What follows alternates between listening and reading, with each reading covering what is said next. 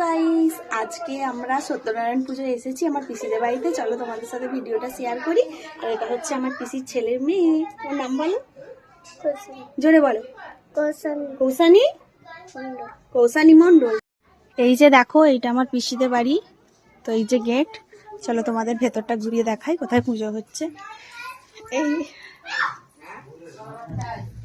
এই যে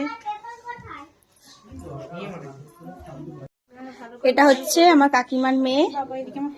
এই যে আমার বর মশাই, এই আমার বোন, এটাকে ঠাকুমা। চলো এবার দেখাই। এই যে আমার পিসি, আমরা পিসিদের বাড়ি এসেছি, সত্যনারায়ণ পুজো হচ্ছে। চলো তোমাদের ঘরটা দেখাই। কৌশিক, এই যে